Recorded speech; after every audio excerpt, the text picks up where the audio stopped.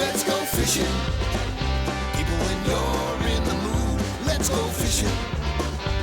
Well, it's just me and you. Head on down to the fishing hole. Grab your hat, get your pole. Let's go fishing when you're in the mood. Canadian sport fishing has been brought to you in part by Rapala, premium fishing gear crafted from experience. Yamaha, Conquer Outdoors. Dickies, quality workwear since 1922. Bait Cloud, bring the fish to you. Easy Docker, docking made easy.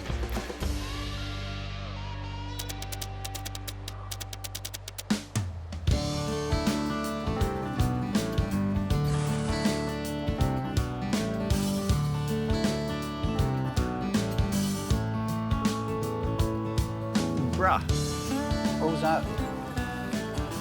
There we go, got a fish on. That's what you get.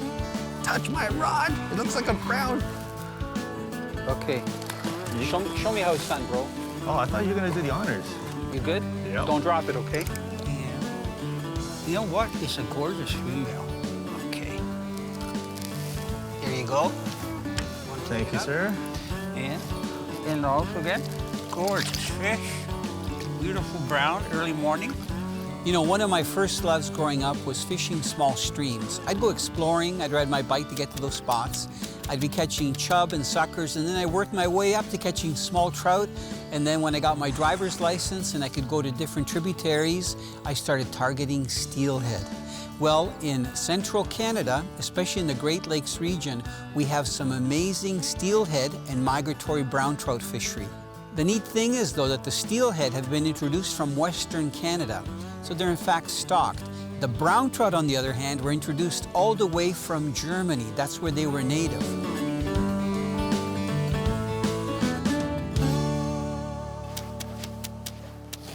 Fish on the line. Give him stick. Female.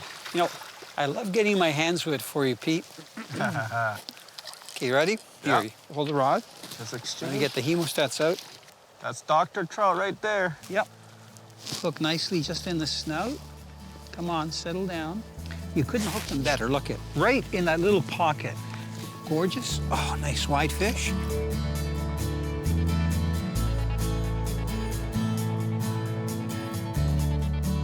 One thing that I just want to tell you is that if you're using a center pin reel and you're doing a lot of drift fishing with a float, like the rig that I've got set up here, it's important that the type of monofilament line you use actually is buoyant.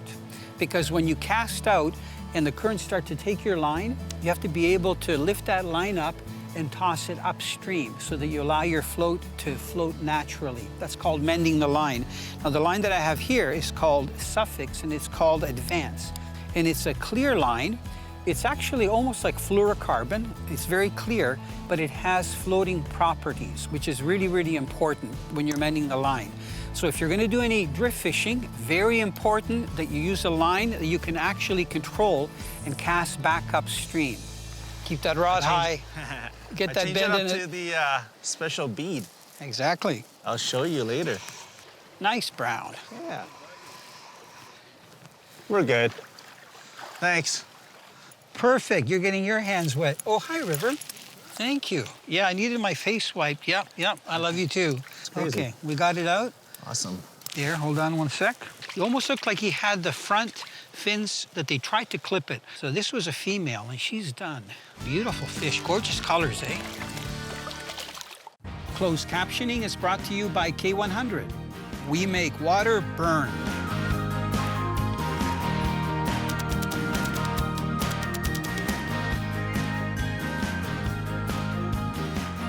Both migratory brown trout and steelhead that have been introduced into the Great Lakes aren't in the tributaries all year long. They're actually controlled their migration by the photoperiod, that's the length of day in relationship to the length of night, and also when the water temperatures in the tributaries drop, and that's usually combined with heavy rains and the rivers flooding and sending out a lot of sediments into the Great Lakes.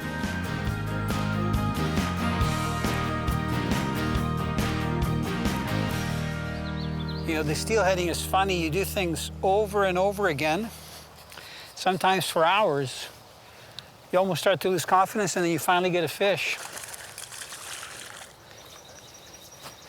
Peter, do you remember what to do? I think so. You normally go a little bit heavier, right? Yep. You like to get them in quick. It's amazing how those small hooks hold, eh, Pete? Oh, yeah. I think that's about a number 8. It's one of those new Sure Grip VMCs. Man, for not being a big fish here, has a lot of stamina. Okay.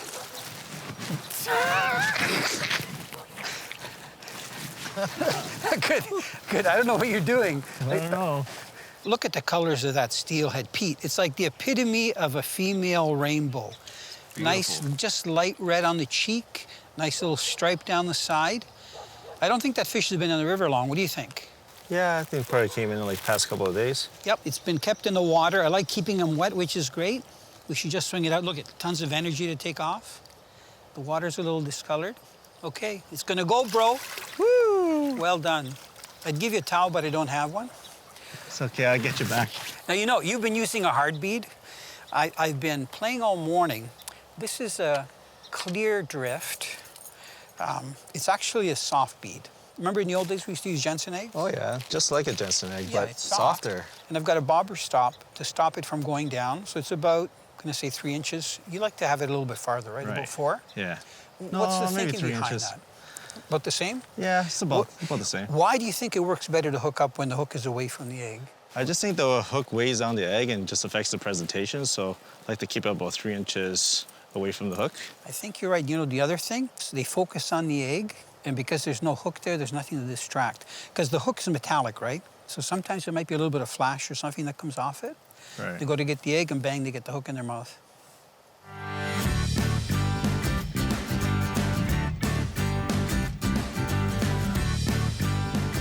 Locating migratory steelhead in the Great Lakes region and also the migratory brown trout can be a little bit challenging. They're not everywhere in the tributary. Usually when they start to run in first from the harbor mouths, they'll be in the lower sections, and those sections are usually wider, silt bottom, and the current is slower because of the river or tributary being so wide. That's where you have to usually wade in, so if the water temperature is cold, you better have the right wading gear and make sure that it doesn't leak. And you usually have to make long casts to cover all the different sections of the actual stream. So you think you might like to keep doing the steelheading thing? What do you think? Totally. It's pretty fun. So, you know, we never talked about it. When did you start? Probably when I was 8 years old. What? Yeah. I can't picture you with like a drift rod and center pin at 8 years of age. Okay, I know you can bring it to me, so I'm gonna be right here. Beautiful. So you can see that line that goes all the way down. It's like a steel gray on top with that beautiful silver down the sides, and just trying to get a little bit of color on his cheek right there. What a beautiful female. Okay, Peter, I'm just gonna swing it around gently. Look at you. We never pull that fish out of the water.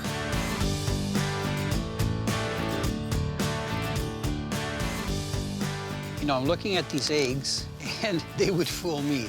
They look so realistic, like they're real egg, and they're very soft.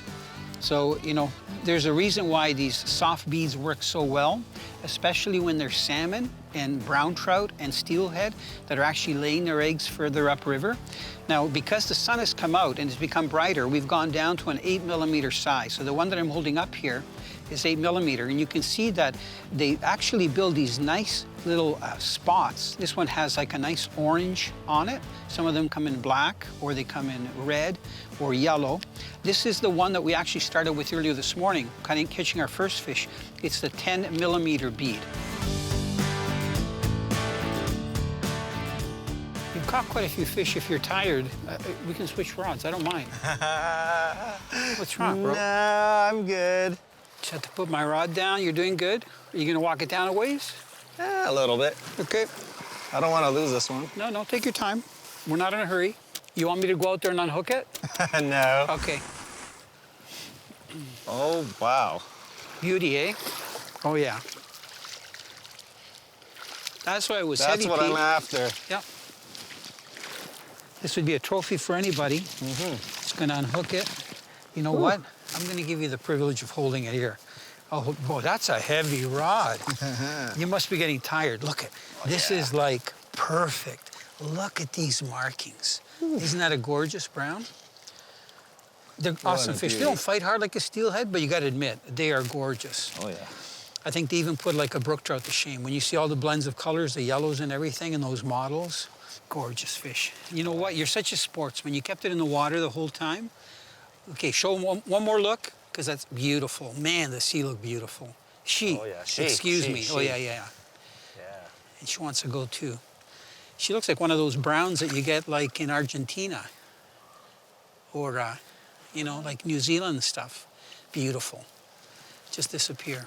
Well done, bro. Yeah, let's go get the Okay, mama. don't move. Sometimes you need a shoulder to lean on, you know what I mean? Didn't step on your egg or anything. Thank you.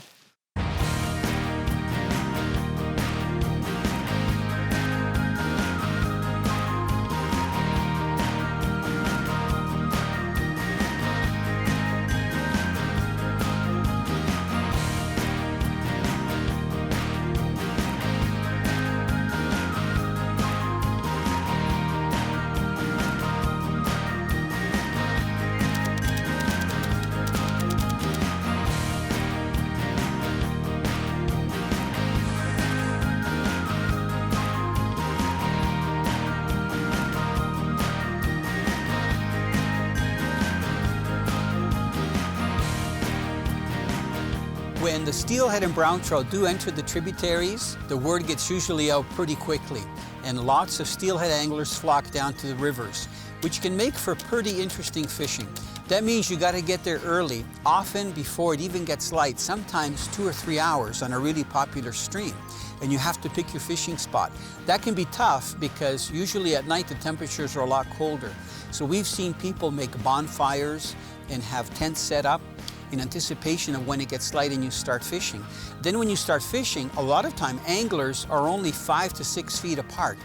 So when you're casting and drifting, it's like synchronized dancers. You cast upstream at the right time, and then you let all the floats drift down, and then at the right time you have to reel in a float and recast again. And whatever you do, don't cast over a fisherman's line. When someone does hook up a fish, most of the anglers are pretty good, and they'll actually pull their lines out and they'll even offer to help you land the fish. So it can be a little bit tight. It's not wilderness fishing, but it's a lot of fun.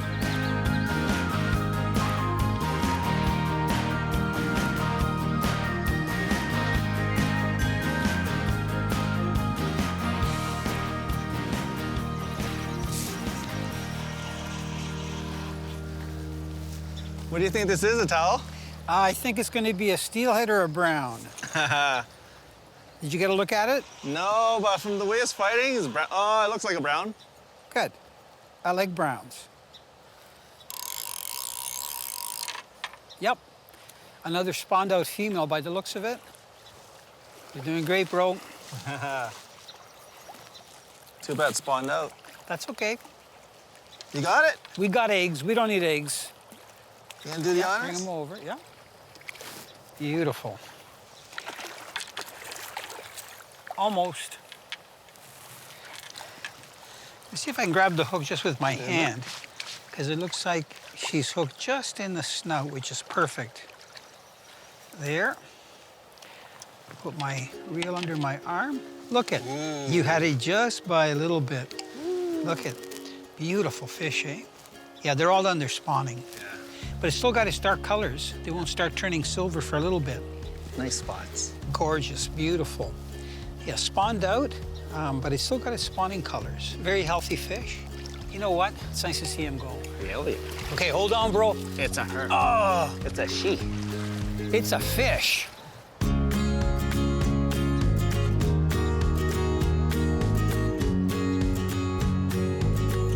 You know, today we had perfect conditions to use beads, soft beads, hard beads, but there are times when the water gets a little bit darker. Today we had about 1.5 foot visibility, and you need to have something that gets those fish's attention a little bit more. And that's when using things that look like an actual egg, but where you've got a big body, just like these. These are actually steelhead jigs, or some people call them jig flies, because they're designed to actually hang horizontal below a float. so you can work them really well. They're not really designed to cast and retrieve like a normal jig. Now, most of them have like a bunny strip, and that's what this is here, this purple strip. This one's got a little bit of tinsel, and then this is marabou. When this is wet, it looks really lifelike. It looks much like a leech. You can see that it's got a pretty bright orange head. It looks like an egg, which can really track the fish from a distance. This one weighs about 1/16 ounce. I've got a smaller one here. You can see this one is a lot smaller. It's about 1/32 ounce. Has a very tiny bead at the front and a yellow chenille. It looks like an egg just behind the eye of the hook. And the little bit of bunny strip is very thin, and there's very sparse marabou. So this would be designed to fish in much shallower and clearer water. Now, if you're fishing bigger waters like British Columbia, St. Mary's River, also the Niagara River, VMC has some excellent jigs that are designed for steelhead, and I've got a few of them here. And you can see that they have a flat jig head with very prominent eyes on both sides. And even this one is designed to sit horizontally underneath your float, so you can work it very easily back and forth. So the type of action this would produce when you're jigging with the float, it would actually have a swimming action like this up and down. This particular one has a strip of bunny fur, has living rubber to pulsate, and it also has that marabou. So these dark colors, by the way, are very good if you're fishing in dirty water or big waters where you need to track the fish from a distance and you want to use that silhouette. So always having some jigs on hand or jig flies along with your beads is a really good idea, because then you'll be ready for any different water conditions.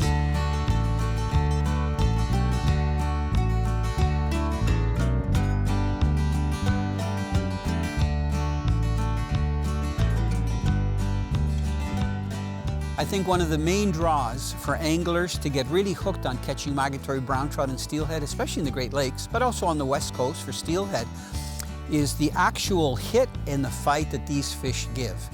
If you're using a float rig, normally the fish doesn't grab it and take off. Your float gently goes under and you have to respond immediately to set the hook. Once you set the hook, you get those nice rod pumps, and the fish usually starts fighting really hard. Remember, you're dealing with current conditions as well, and the fish will usually take you downstream. I find that if you try to fight a fish upstream while the fish is going downstream, there's a good chance that the hook can pull out of its mouth. So normally, I actually follow the fish down and try to get below it so that I'm pulling the fish downstream. Remember also that in the Great Lakes region, most anglers use very light outfits. So they're using leaders of maybe 4 or 6 pound test, and these long whippy rods. They're called steelhead drifting rods. So when you combine all those things together, it really works out to a big fight, even for a 5 and 6 pound fish.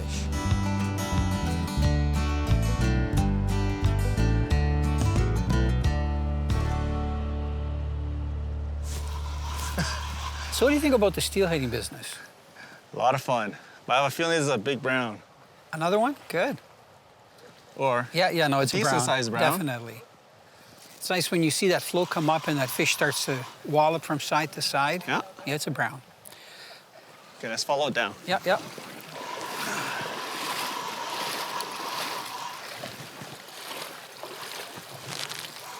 Is it a male?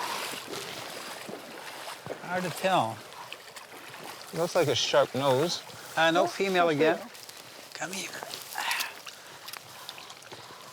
It's one nice thing about running beads. Usually you hook the fish very lightly. You know, if you run row, there it goes. Perfect. All and your hook is still there. Good stuff. Let it go, Pete.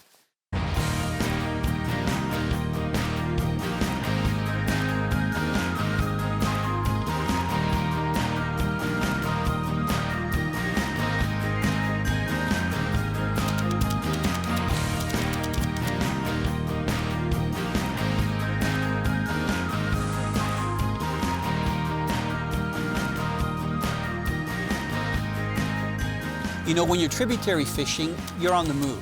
So it's no time to bring down big tackle boxes that you're gonna have to lug around.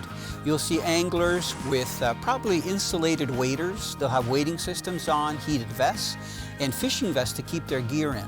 So the theme is to be compact and to be able to be mobile. Because if the fish aren't exactly where you're fishing, you might be wading down a few hundred yards or even covering some kilometers of stream. So the important thing is to be comfortable. So you have to have gloves, especially early in the morning, problem is that when you're drifting with a center pin outfit, your hands are constantly touching the line and the reel, which picks up water, obviously, so it's wet. Especially when you're fighting a fish, and then you bring it in and you hold it in the water and then release it, you better have a towel handy to dry your hands off, otherwise you will freeze.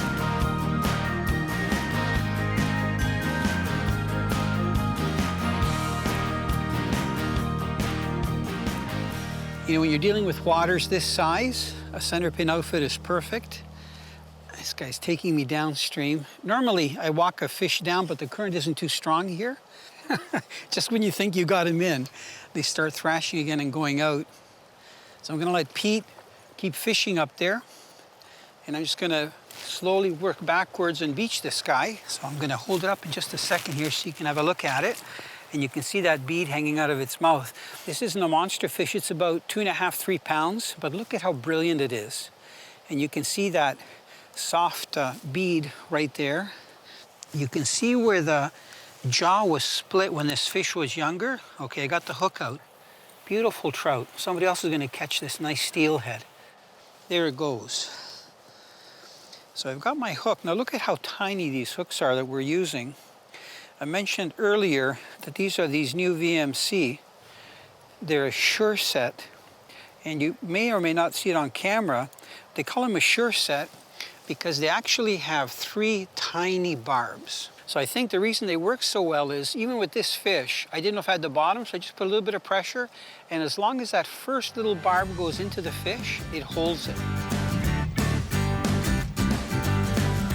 When it comes to Great Lakes tributary fishing, I think one of the unicorns, if you want to call them that, for steelheaders to get is a migratory brown trout. Normally, you don't get a lot of brown trout. Usually, they're the minority. But these fish are so beautiful, and to a lot of steelheaders, their eggs are really prized. They claim that the brown trout eggs, if they're tied in a row bag, work better than steelhead eggs or even salmon eggs. I don't know about that. I think it's just an urban legend tale. But one thing is for sure, brown trout, while they don't fight really hard when you hook them, they are gorgeously colored. They make ideal pictures for bragging rights. Canadian Sport Fishing has been brought to you in part by Rapala, premium fishing gear crafted from experience. Yamaha, Conquer Outdoors. Dickies, quality workwear since 1922. Bait Cloud, bring the fish to you. Easy Docker, docking made easy. Yeah, I don't know if I'm gonna go smaller. You know, sometimes little details when it comes to fishing for these tributary fish is really important. So your leader, like today we've got this colored water. Visibility is about 1.5 feet, so you don't really have to go to a light leader, but definitely going down smaller row bag or even a smaller bead, and even color. So I'm still using a natural. Yours is natural too, just a little bit lighter color. So you're doing good. All right, let's get another one.